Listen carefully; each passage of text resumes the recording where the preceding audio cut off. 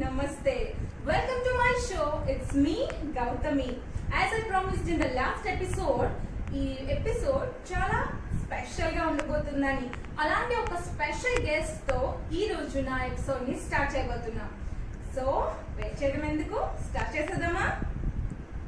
Success సాధించడం అంటే కెరియర్లో మాత్రమే సక్సెస్ సాధించడం కాదు, మనుషుల్ని మనసుల్ని గెలుచుకోవడం కూడా సక్సెస్ లో ఒక భాగమే. ఈ రెండింటిని ఎప్పుడైతే మనం ఈక్వల్ గా సక్సెస్ సాధిస్తామో అలాంటప్పుడే ఆ మనిషికి ఉన్నతమైన వ్యక్తిత్వం అని చెప్పుకోగలుగుతాం. అలాంటి సక్సెస్ ని రాకెట్ లా దూసుకుపోతున్న తన ఉన్నతమైన వ్యక్తిత్వంతో మనందరితో ఎప్పుడు సరదాగా ఉల్లాసంగా ఉత్సాహంగా అన్నిటిలోని పాల్గొనడానికి తన ఉత్సాహాన్ని ఎప్పుడూ చూపిస్తూనే ఉంటారు. అలాంటి ఒక వ్యక్తి ఈ రోజు నా షోలోకి రావడం నా షోకి అందాన్ని ఇచ్చింది. So welcome to my show doctor Shivaji Babu garu. వహజీ వహజీ వహజీ మా బాబా గారు వహజీ. ఫస్ట్ ఆఫ్ ఆల్ ఈ రోజు మీ బర్త్డే స్పెషల్ గా మీరు నాతో ఇంటర్వ్యూ చేస్తున్నందుకు చాలా చాలా thanks. Happy birthday to you, happy birthday to you, happy birthday dear Baba garu, happy birthday to you.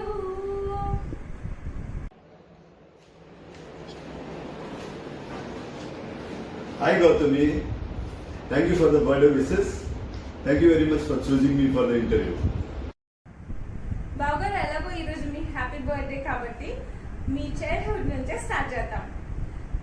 Certain time of period నుంచి యాజ్ అ సింగిల్ పేరెంట్ చైల్డ్గా మీ కెరియర్ని మీరు స్టార్ట్ చేశారు. సో ఈ డాక్టర్ అవ్వడం అనేది మీ చిన్నప్పటి నుంచి డ్రీమా, లేకపోతే మీ మమ్మీ డ్రీమ్స్ని మీరు ఫుల్ఫిల్ చేశారా? I'm son of engineer. మా ఫాదర్ పిహెచ్డీలో చేసేవారు. నాకు చిన్నప్పటి నుంచి టెక్నికలీ ఇంట్రెస్ట్, ఇప్పుడు కూడా నేను టెక్నికలీ స్ట్రాంగ్. నేను దట్స్ వై ఐ మీన్ ఆర్థోపెడిక్స్లోనే ఇంజనీరింగ్ వర్క్ కూడా ఉంటుంది, కార్పెంటరీ జాబ్. ఓకే, మా ఫాదర్, నేను 8th క్లాస్ ఉన్నప్పుడు మా ఫాదర్కి క్యాన్సర్ వచ్చింది. 4 yearsలో 5 surgeries అయ్యేవి. 5 years ఫస్ట్ ఇయర్ ఎంబీబీఎస్లో చనిపోయారు. సో అతనికి ఒక సాటిస్ఫాక్షన్ ఏంటంటే అందరూ చెప్పేవారు నీ కొడుకు డాక్టర్ నీకేముంది అనే ఆ సాటిస్ఫాక్షన్లో చనిపోయారు. నువ్వు సింగిల్ పేరెంట్ చైల్డ్ అన్నావు కదా, అలాగే నేను ఫస్ట్ ఇయర్ ఎంబీబీఎస్లో చనిపోయారు. మా ఫాదర్ చనిపోయారు. మా మదరే అన్నీ మాకు డెవలప్మెంట్, మాకు సపోర్టు, మోరల్, ఫిజికల్లీ అన్నీ చేశారు. నో డౌట్ నేను బయటికి వెళ్ళని పనులు చేసుకునేవాడిని, కానీ అన్నీ మా మదరే నాకు హెల్ప్ చేశారు. తర్వాత అందుకే మా మదర్కి మేము అట్మోస్ట్ రెస్పెక్ట్ ఇస్తాము. ఆవిడదే కారు అంటాం, ఆవిడే ఇల్లులన్నీ బిల్డింగ్లన్నీ ఉమా మహల్, ఉమా ప్యాలెస్, ఉమా టవర్ అన్ని అమ్మగారి పేర్లోనే చేసాము. బిజినెస్లన్నీ GJ hospital, GJ enterprises, GJ automobiles అని నాన్నగారి పేర్లు చేసాము. ఇప్పుడు మా మదరే మాకు అన్నిటికంటే ఇంపార్టెంట్. సో ఆవిడ ఎంత హ్యాపీగా ఉంటుందని మేము ట్రై చేస్తుంటాం. మా హాస్పిటల్ జీజే హాస్పిటల్ దగ్గర చైర్పర్సన్ మా మదర్ అండి, జీ ఉమా మహేశ్వరీదేవి గారు. బాబు గారు, దట్స్ సో గ్రేట్. మన సక్సెస్ లో ఫస్ట్ స్టెప్ పేరెంట్స్ కి హ్యాపీగా ఉంచింది అంటే అంతకు మించిన సంతోషం ఇంకొకటి ఉండదు. సరే, అక్కడి వరకు ఓకే, కానీ దాని తర్వాత జరిగింది అసలైన సక్సెస్, అది మీ మ్యారేజ్. ప్రపంచంలోనే అందగతిని మీరు పెళ్లి చేసేసుకున్నారు. సో నా క్వశ్చన్ ఏంటంటే, మీరు మీ మాటల్లో వైఫ్ అంటే ఎలా డిస్క్రైబ్ చేస్తారు? మీ సక్సెస్ లో కూడా గీతక్క పాత్ర ఏంటి? నాకు చిన్నప్పుడు అందరూ టాల్, డార్క్, హ్యాండ్సమ్ అనేవారు.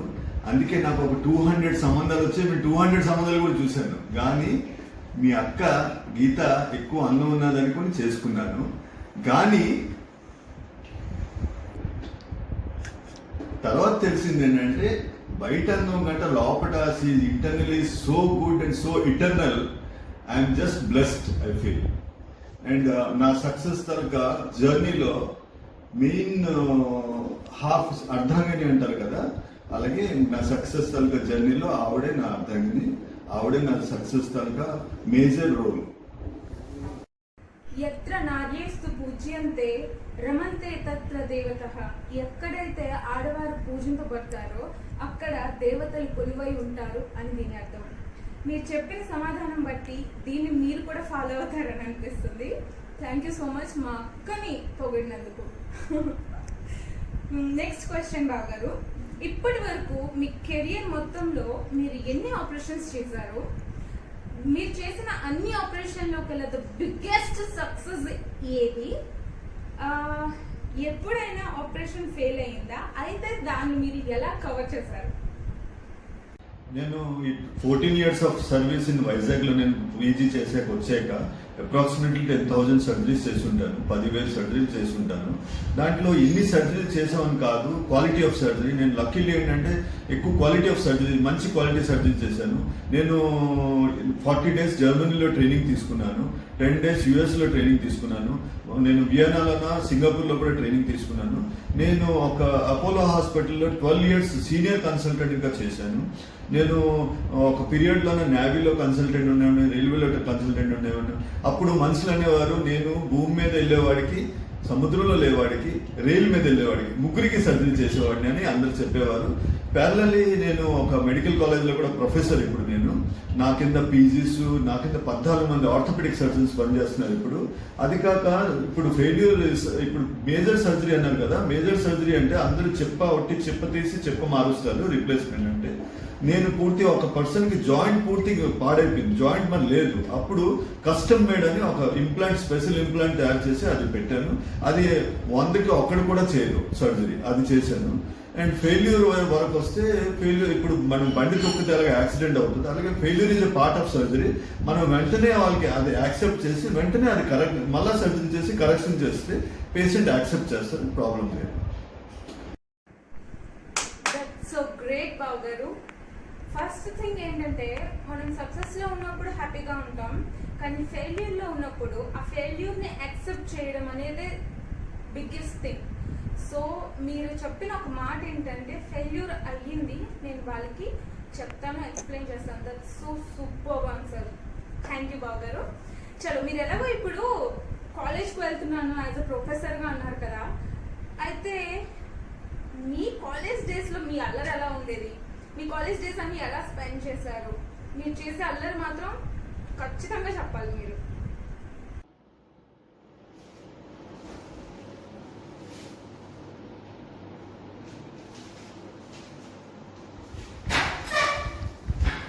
రిగార్డింగ్ మై కాలేజ్ డేస్, నేను ఫస్ట్ ఇయర్ ఎంబీబీఎస్ లోనే మా ఫాదర్ స్టూడెంట్స్ క్యాబిన్ రూమ్ లోనే చనిపోయారు. సో అప్పటి నుంచి మా మదర్ చాలా సపోర్ట్ చేశారు, కానీ ఫిజికల్లీ నేనే అన్ని చేయవలసి వచ్చింది. 4th yearలో మా బ్రదర్ బిజినెస్ స్టార్ట్ చేసాం, మాకు బిజినెస్ కూడా లేదు. సో కాలేజ్ టైం అంతా నాకు ప్యారలల్లీ రెస్పాన్సిబిలిటీ ఎప్పుడు లోడ్ అయి ఉండేది, కానీ ఎప్పుడు ఏ మూమెంట్ దొరికితే అప్పుడు ఎంజాయ్ చేసేవాడిని. నేను అందరూ నాకు టాల్, డార్క్, హ్యాండ్సమ్ అని అఫీషియల్ కూడా అనౌన్స్ చేసేవారు కాలేజ్లోనే. తర్వాత నాకు ఒక రెడ్ స్కూటర్ ఉండేది, దాని నంబర్ అవుతుంది OIG 2000. దాని సైడ్కి రాసి ఉండేది యూ ఫ్యాసినేట్ మీ అని. అయితే గీతా మోస్ట్లీ అది చదువుకుందేమో తెలీదు. తర్వాత నేను కాలేజ్లో ఉన్న ఆర్కెస్ట్రా అయితే ఫ్రమ్ ఫస్ట్ బీట్ నుంచి లాస్ట్ బీట్ వరకు చైర్ మీద ఉండేవాడిని కాదు, డాన్స్ ఫ్లోర్ ఉంటుంది, ఆ డాన్స్ ఫ్లోర్లో ఉండేవాడిని. అంటే వాళ్ళు వెళ్ళిపోవాలి కానీ మనం డాన్స్ ఆపేవాళ్ళం కాదు మేడం. అలాగా చాలా ఎంజాయ్ చేసిన లైఫ్లో. కానీ ప్యారలల్లీ నాకు రోడ్ ఉండేది కాబట్టి నేను రిలీవ్ చేసుకోవడానికి బాగా ఎంజాయ్ చేసేవాడిని. దట్ ఈస్ ద రీజన్ మీకు మళ్ళీ లైఫ్లో సెకండ్ టైం కాలేజ్ డేస్ దొరికాయి. సో ఈ కాలేజ్ డేస్ ని మీరు చాలా ఎంజాయ్ చేయండి, ఎందుకంటే ఆ కాలేజ్ డేస్ మీరు మిస్ అయ్యారు కాబట్టి. ఒక చిన్న తుఫాన్ వస్తేనే ఇంట్లో అందరం కలిసి ఉందాం, బయటికి వెళ్ళొద్దు అని చెప్తుంటారు. కానీ మీరు హుదూద్ తుఫాన్ వచ్చినప్పుడు బీచ్ రోడ్లో ఏమైందో చూడడానికి వెళ్ళారు. సో వెళ్ళి మీరు అక్కడ 5 hours ఒక దగ్గర స్టక్ అయిపోయారు. సో ఈ సీక్రెట్ ఎవ్వరికీ తెలియదు ఇప్పటి వరకు, కానీ ఇప్పుడు మీరు దాన్ని రివీల్ చేయాలి. ఆ 5 hours మీరు అసలు ఎక్కడున్నారు? అసలు భయపడ్డారా? మీ ఫీలింగ్స్ ఎలా ఉన్నాయి అప్పుడు? హుదూద్ రోజు ఫస్ట్ వేవ్ వచ్చాక అందరూ రోడ్డు మీదకి వచ్చారు, ఇంట్లో క్లీనింగ్ అని చేసుకున్నారు. నేను మా పెద్ద కొడుకు రియా పట్టుకొని వెళ్ళాము బీచ్, సముద్రం ఎలా ఉంటుందని చూడడానికి వెళ్ళాము. వెళ్తే స్పాన్సర్స్ దగ్గరికి వెళ్ళిపోయాం, ఆల్మోస్ట్ పాండ్రోల్ స్పాన్సర్స్ దగ్గరికి వెళ్ళి బైక్ పార్క్ చేసి ఇలాగ మేము ఎదురుగా చూస్తున్నాం. ఇంత ఫాస్ట్ గా సముద్రం నుంచి డస్ట్ ఎయిర్ ఇలాగా స్పీడ్ వచ్చింది 2 minutes లో. ఇంత స్పీడ్ వచ్చింది కదా, మేము వెనక్కి బైక్ తీయడానికి కానీ సైడ్ చేయడానికి ఏం లేదు. అక్కడ మెట్ల కింద, అపార్ట్మెంట్ మెట్ల కింద ఉన్నాం. చూసేసరికి విండోస్ ఎగిరిపోతున్నాయి, గ్లాసులు ఎగిరిపోతున్నాయి, మనుషులు పరిగెట్టి వచ్చే లోపల అన్నిటికీ గాజు పెంకులు కూడా గుచ్చుకున్నాయి కొంతమందికి. తర్వాత అలాగా అక్కడ ఒక 2 hours అలాగా మెట్ల కింద ఉండాక చూసాం ఏంటంటే ఇంకా ఫాస్ట్ ఎయిర్ ఇంకా తగ్గడం లేదు. అప్పుడు ఏంటంటే నేను రియా ఉన్నా, మా ఫ్రెండ్స్ ఇద్దరు ఉన్నారు. అప్పుడు ఆలోచించాం, ఇన్ కేస్ వాటర్ వచ్చేస్తే మనం కొద్దిగా లో లెవెల్లో ఉన్నాం కదా, మనం ఇబ్బంది అయిపోతాం, మునిగిపోతామని. అప్పుడు ఆ కష్టం మీద ఆ స్టేర్ కేస్ ఎక్కి 3rd floor 4th floor వెళ్ళేసరికి అక్కడ ఒక ఫ్యామిలీ ఉంది, స్వామి గారు అని ఒక ఫ్యామిలీ, BHPVలో రిటైర్డ్ అతను రియాక్ట్ చూసి నాకు లోపలికి పిలిచారు. లోపలికి పిలిచి అక్కడ వాళ్ళ ఇంట్లో ఉండి టిఫిన్ చేసి లంచ్ చేయలేదు, టిఫిన్ చేసి స్నాక్స్ డిస్కషన్ చేసి రాత్రి 8 వరకు వాళ్ళ ఇంట్లో ఉన్నాము. వాళ్ళు మా ఫ్యామిలీ ఫ్రెండ్స్ అయిపోయారు ఇప్పుడు. దాని తర్వాత దిగినప్పటికి వెళ్ళడానికి భయం వేస్తూ నేను లక్కీలో అక్కడ పోలీస్ చీఫ్ ఉంటే రిక్వెస్ట్ చేశాను. రాత్రి 7 గంటలు 12 నుంచి 7 వరకు 8 వరకు ఉన్నాం. 7 గంటలకే పోలీస్ చీఫ్ ఒక SI గారు మర్చిపోయారు పేరు, అతను మా ఇంటి వరకు డ్రాప్ చేశారు. అది అంటే ఒక మెమరబుల్ మూమెంట్ లాగా అయిపోయింది. ఆల్మోస్ట్ ఇది చేస్తే అడ్వెంచర్. ఫైనలీ సీక్రెట్ అయితే రివీల్ అయిపోయింది. చూడాల్సిన వాళ్ళందరూ చూసేస్తారు. ఓకేనా? సో బావగారు, నెక్స్ట్ క్వశ్చన్ ఏంటంటే, ఒక బావకి అందమైన ఒక్క మరదలు ఉంటేనే సంతోషానికి హద్దులుండవు. సో మీకు ఇంతమంది అందగత్తెలు మరదలుగా దొరికినందుకు మీరు ఎలా ఫీల్ అవుతున్నారు? సో మీ ఫేవరెట్ మరదలు ఎవరు, ఎందుకు? అందరూ ఇంతమంది మరదలు ఉంటే ఫీలింగ్ ఏంటి అడుగుతున్నాము. అందరూ అడుగుతారు, అంటారు కదా, స్వర్గం అంటే ఎలాగుంటుంది, స్వర్గం అంటే అలా ఉంటుంది అని. నేను ఎలాగంటేనే నా రంభ ఊర్వశి అందరికి చూసేసాను చుట్టూరు. దాంట్లో ఏంటంటే నా పెద్ద మరదలు దీప అని, ఆవిడ చాలా intelligent and good investor. And నా సెకండ్ మరదలు మన స్వాతి, ఆవిడ ఈ మధ్యన కొద్దిగా చిక్కిపోయింది కానీ గొప్ప స్మార్ట్ అండ్ ఇంటెలిజెంట్. అండ్ నా అశ్విని మరదలు చాలా మంచిదే, ఈ మధ్యన కొద్దిగా లావ్ అయింది, అది నా కూతురులాగే ఆల్మోస్ట్. మరిద్దరు మరదలు ఉన్నారు. యాంకర్ పేరేంటి? Gautami the anchor, so smart and beautiful. And next is Divya. Divya is very cute and very good girl. So అంటే ఓవరాల్ అడిగితే నేను ఎక్కడో ఇక్కడ లేను, స్వర్గంలో ఉన్న ఫీలింగ్ ఉంది అంతే. ఎవరిని నొప్పించకుండా అందరినీ మెప్పించేసి మంచి సమాధానం ఇచ్చి తప్పించుకుంటున్నారు కదా. ఏమైనా పోలేండి, నన్నైతే పొగిడారు కదా, అది చాలు. థ్యాంక్ యూ సో మచ్ బావగారు. నెక్స్ట్ క్వశ్చన్ బావగారు, మీరు ఎప్పుడైనా ఫ్యూచర్లో పాలిటిక్స్లోకి వెళ్ళే అవకాశం ఉందా? బావగారు ఉంటే మాత్రం ఫస్ట్ టికెట్ నాకే ఇవ్వాలి. ఈ ఇంటర్వ్యూ సాక్షిగా మీరు దీనికి ఆన్సర్ చేయాలి. రియల్లీ పాలిటిక్స్ అంటే ఎందుకు చేస్తారంటే real politicians should do serve the country. Okay, మాకు లక్కీలీ నా ప్రొఫెషన్ ఎలా ఉన్నదంటే, in addition to my earnings I have a scope to serve the people. అంటే ఆటోమేటిక్లీ నేను సర్వ్ రోజుకి ఒకరో ఇద్దరికో ఫ్రీగా చూడడం, అలాగే ఒక 2 ఆపరేషన్స్ తక్కువలో చేయించుకోవడం, సర్జరీ తక్కువలో చేయడం, ఎవరికైనా హెల్ప్ చేయడం, రోజు ఇదే ఉంటుంది. సో సోషల్ సర్వీస్ ఒక పార్ట్ ఆఫ్ మై లైఫ్ అయిపోయింది. సో పాలిటిక్స్ అని డెఫినెట్లీ ఎంటర్ అవ్వడానికి ఇష్టం లేదు. To do social service and nation building నాకు నెక్స్ట్ RSSలో జాయిన్ అవ్వాలని ఉంది, అంతే. ఆంధ్ర అంబానీ అవ్వాలి అనేది మీ బిగ్గెస్ట్ డ్రీమ్ అని విన్నాను. సో దీనికోసం మీరు ఇండియాలోనే సెటిల్ అవుతారా, లేకపోతే ఫారెన్లో సెటిల్ అవుతారా? నాకు అంబానీ అవ్వాలని, రిచ్ అవ్వాలని ఎప్పుడు ఏం కోరిక ఉండదు. ఓన్లీ హార్డ్ వర్క్ చేయడం నాకు ప్యాషన్. అలా హార్డ్ వర్క్ చేస్తూ ఆటోమేటిక్లీ అలాగ మెల్లిగా రీచ్. లక్ కూడా ఉన్నది definitely. 98% hard work and 2% luck. So Ambani అయిపోవాలి ఇదని ఎప్పుడు ఏం కోరిక లేకుండా, నాకు ఫ్యూచర్లో కూడా కోరికలు ఏం లేవు. ఏదో హార్డ్ వర్క్ చేసి ఎంతవరకు రీచ్ అవ్వగలం అలాగ మెల్లిగా రీచ్ అవుతుంటాం. తర్వాత నేను వైజాగ్లోనే I want to live and die in Vizag. So నేను ఫారెన్ వెళ్ళి 4 కంట్రీలు, ఒక 10 కంట్రీలు వెళ్ళి ఉంటాను. హాఫ్ ఆఫ్ ద గ్లోబ్ నేను చూస్తాను, హాఫ్ ఆఫ్ ద గ్లోబ్లో నేను ట్రైనింగ్ తీసుకున్నాను. కానీ నేను ఇక్కడే వైజాగ్లో సెటిల్ అవుతానని డిసైడ్ అయ్యాను. లక్కీలీ ఇప్పుడు క్యాపిటల్ కూడా డిక్లేర్ చేశారు. That is my luck. GJ hospitals, finally it's happen బావగారు. సో మీ హాస్పిటల్ స్పెషల్ ఏంటి, మీ హాస్పిటల్ వ్యూ మా కోసం చూపిస్తారని అడుగుతున్నా. రిగార్డింగ్ మై హాస్పిటల్, మా హాస్పిటల్ చైర్మన్ అవుతున్నారు, చైర్పర్సన్ మా మదర్. హాస్పిటల్ పేరు జీజే హాస్పిటల్స్. మా మదర్ మా హాస్పిటల్ చైర్పర్సన్. మేము మేనేజింగ్ పార్ట్నర్స్ నేను, మా బ్రదర్ రవి గారు అండ్ గీత వచ్చి కూడా నాకు అడ్మినిస్ట్రేషన్లోనే హెల్ప్ చేస్తున్నారు. తర్వాత she works as a physiotherapist here also. తర్వాత మా హాస్పిటల్లో ఫెసిలిటీ ఏంటంటే మాకు 50 బెడెడ్ హాస్పిటల్, అది కార్పొరేట్ 50 బెడెడ్ కార్పొరేట్ హాస్పిటల్. మేము కార్డియాక్ తప్ప అన్ని యూరోలజీ, గ్యాస్ట్రో, నెఫ్రో అన్నీ చేస్తాము. In addition to that we have a cosmetic speciality. దాంట్లో skin, dental, hair transplant, plastic surgery, obesity అన్నీ ఉన్నాయి. మీ అందరూ అందగత్తుల గురించి సేవ చేయడానికి మా తరక టార్గెట్. అండ్ ఇప్పుడు నా హాస్పిటల్ చూపిస్తాను, రండి.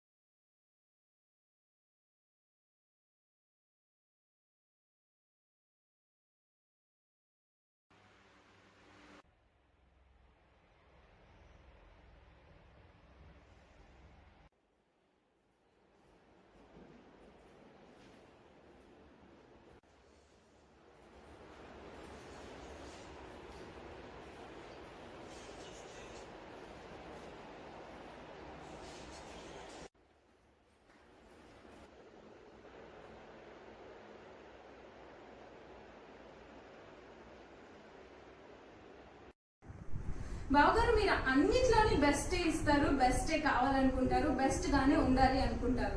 సో మీకు వచ్చిన హస్తకళల్లోని ఒక వంటని మాత్రమే ఎందుకు వదిలేశారు? మీరు చేసిన క్యాప్సికమ్ కర్రీ గురించి ఏమైనా ఎక్స్ప్లెయిన్ చేయగలుగుతారా? అది you're wrong. I'm a great cook.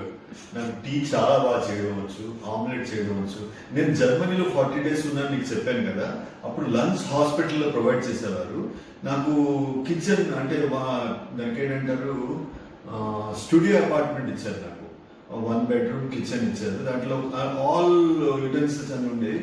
అప్పుడు రోజుకి ఒక ఐటమ్ స్కైప్లో చేసి ఫోటో పెట్టామండి. దాంట్లోని క్యాప్సికమ్ కూడా ఉడకేసి, క్యాప్సికమ్ కూడా ఫ్రై చేసినప్పుడు కొద్దిగా వాటర్ ఎక్కువ వేసాను. వేసి అందుకే నీకు క్యాప్సికమ్ సంగతి తెలిసిపోయింది. దుంపలు క్యాప్సికమ్ అనేది దొరికింది. అక్కడ ఏంటంటే మోస్ట్ ఇంపార్టెంట్ థింగ్ అంటే కారం దొరకదు. సో మా ఫ్రెండ్ జర్మనీలో వేరే దగ్గర ఉంటే అక్కడ కారం ఒక ప్యాకెట్ ఇచ్చాడు నాకు. అది తెచ్చి ప్రతిరోజు రాత్రి ఒక ఆమ్లెట్, ఒక గుడ్డో, ఒక ఎగ్ ఫ్రైయో, ఒక వంకాయ ఫ్రైయో, క్యాప్సికమ్ ఫ్రై బాగుండేది కానీ కొద్దిగా వాటర్ ఎక్కువ అయిపోయింది. అది నీకు తెలుసు, నీ వరకు వచ్చింది ఆ టేస్ట్. సో ఈసారి నెక్స్ట్ టైం నువ్వు వస్తే నేను నీకు వండిసి పెడతాను. బావగారు, మీరు నా కోసం ఇంత టైం స్పెండ్ చేసి ఇంటర్వ్యూ ఇచ్చినందుకు చాలా థ్యాంక్స్ బావగారు. కానీ రిటర్న్ గిఫ్ట్ కూడా మీరే నాకు ఇవ్వాలి. సో నా కోసం మీరు ఏదైనా పాట పాడి వినిపిస్తారా ప్లీజ్?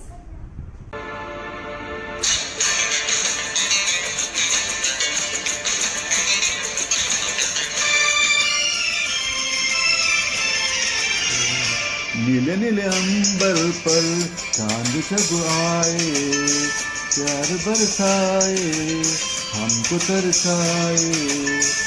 ऐसे कोई साथी हो, ऐसे कोई प्रेमी हो, प्यास दिल की बुझा जाए.